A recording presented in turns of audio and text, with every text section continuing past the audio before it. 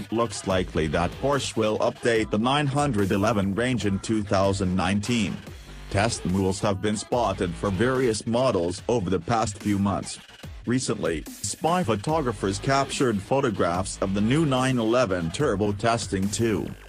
The 2020 Porsche 911 Turbo is expected to debut very shortly after the more standard 911 models. The photos reveal a straighter front skirt and front edge of the hood with larger front wings.